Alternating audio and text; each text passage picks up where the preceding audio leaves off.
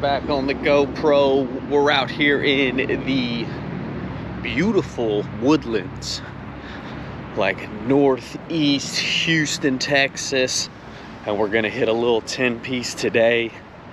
Within this 10-piece, we are going to discuss Galveston and how it did not happen. We're gonna get going on this run and we'll dive back more on Galveston. All right, lap one, or mile 1, 8:09. Easy little warm-up mile. Elephant in the room though, elephant in the room.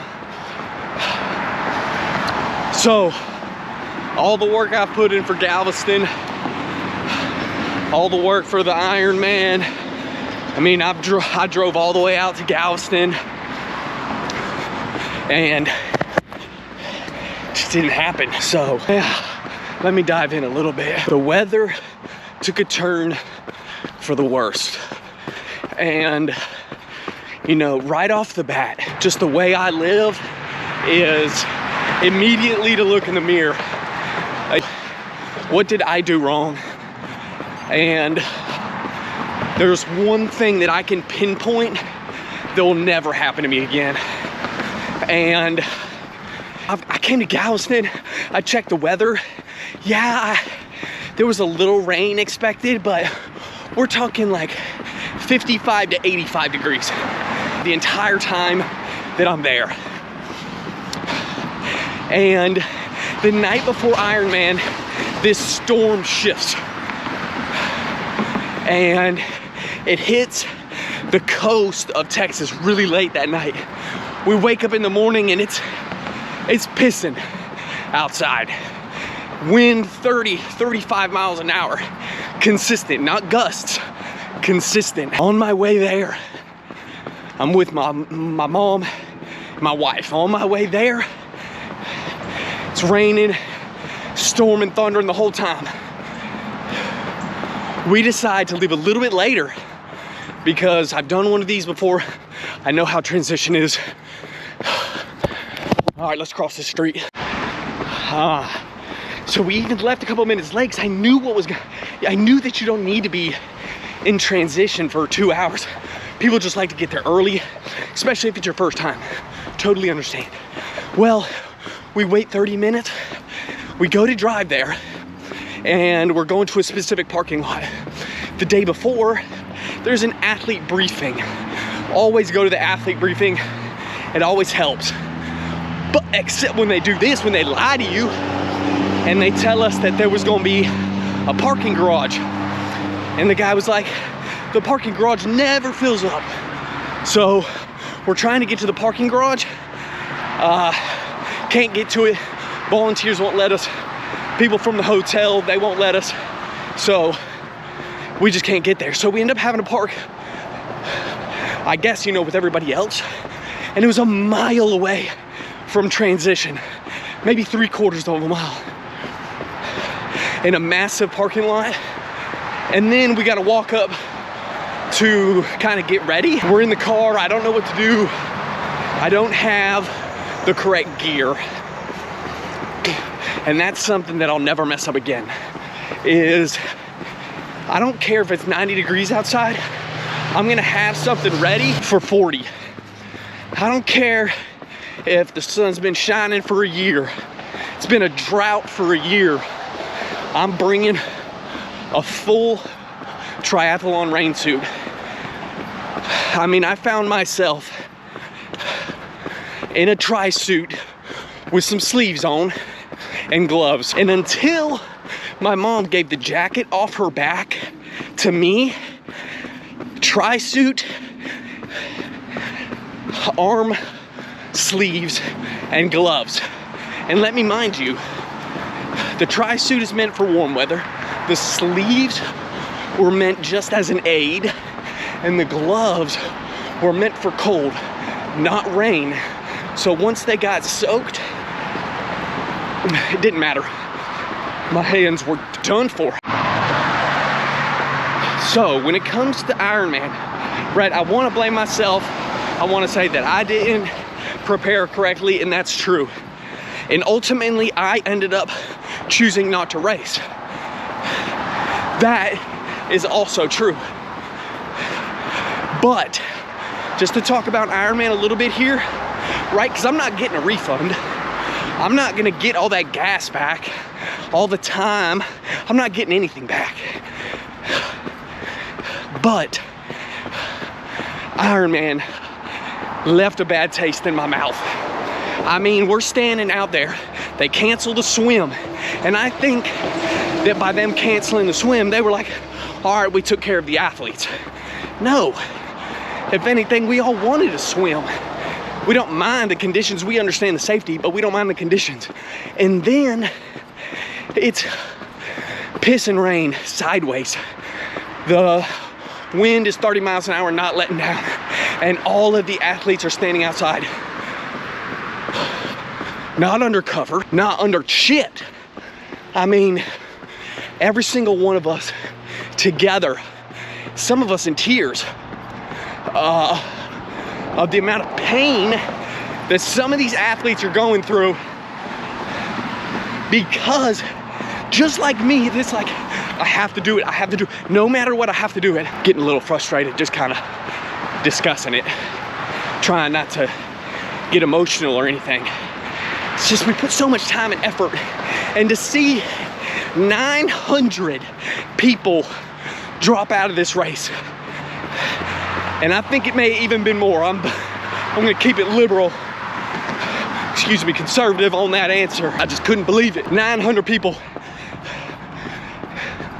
including myself, handed in their timing chip because I felt like we were on the edge of hypothermia.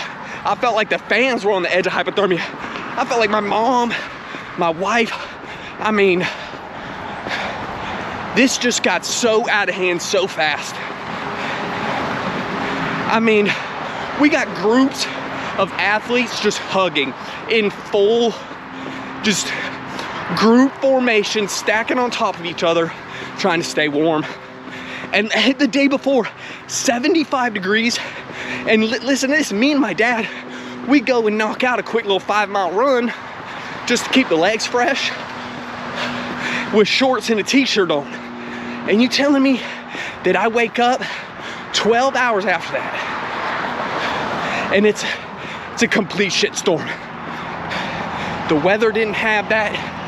I didn't think about it. Ironman didn't give a shit. I can tell you that. By the way, we slid in mile 2, had 8 minutes even. Started to pick up the pace just a little bit because I started getting a little frustrated, but let's finish some mileage. We'll come back to the GoPro. I got this new media mod on my GoPro, trying to enhance the sound, the volume, just of my voice. I feel like sometimes I speak low, try not to scream and shout, and the mic barely picks it up. So we got a little upgrade here.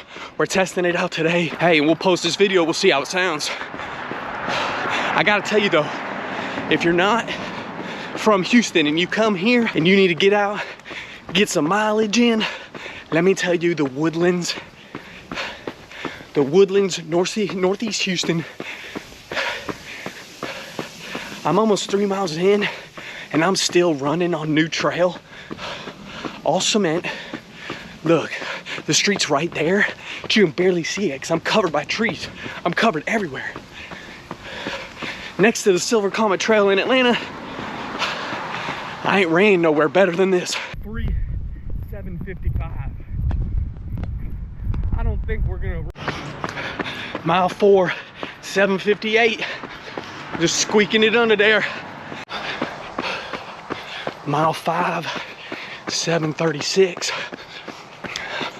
Might regret how quick that was. I need to finish off the Galveston conversation. I mean, when I got to the transition area, oh man, we're talking 2 to 3 inches of rain.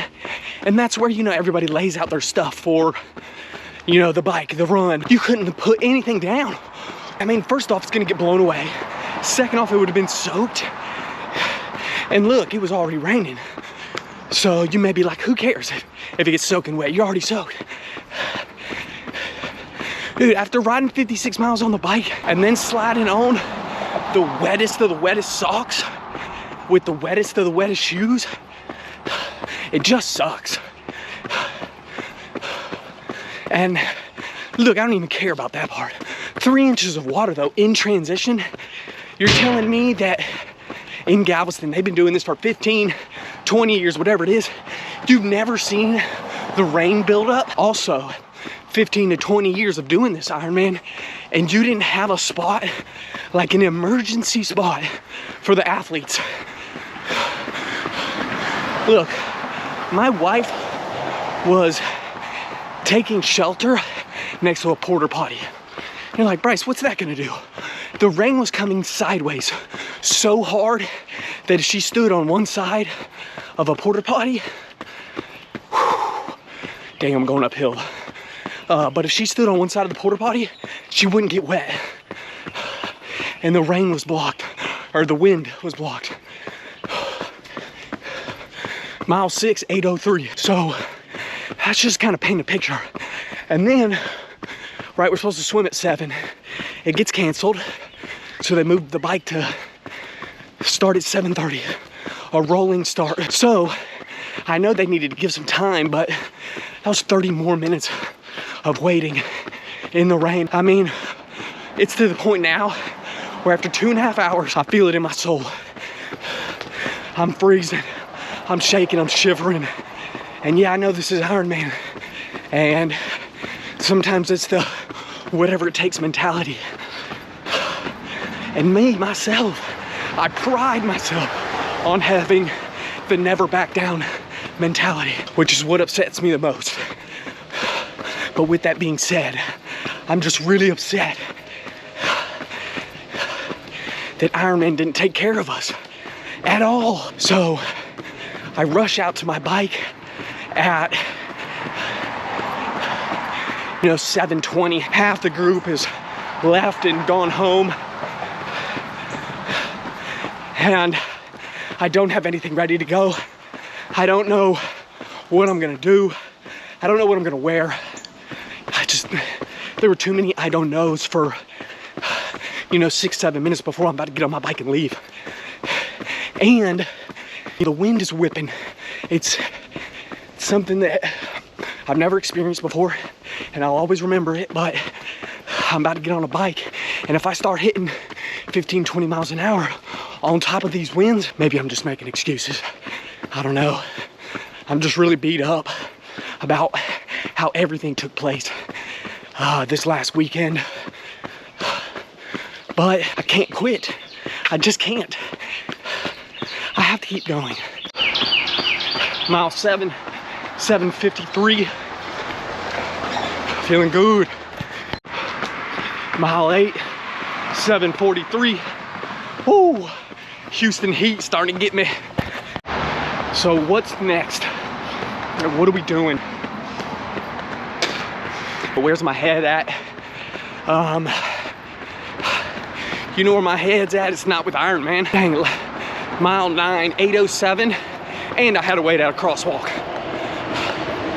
But my mind ain't with Ironman right now.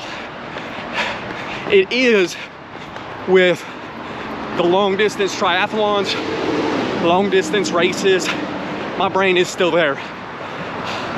So I've heard of some non-branded half Ironmans that I'm looking into. I can't go this whole year without hitting a triathlon though. So there's a couple that I'm looking at. Honestly, there's one that I've been looking at. I believe it's in October in Lenoir, Tennessee. I think that's how you say it. The Atomic Half Ironman. Not an Ironman branded event, but still the same race. And for a lot less money. I pretty much paid hundreds of dollars for a hat and a backpack for freaking Galveston. Mile 10, 8:22. We're about a half mile out from the car. We'll slow it down all the way back. Forget you, Ironman. Keep going, get to it.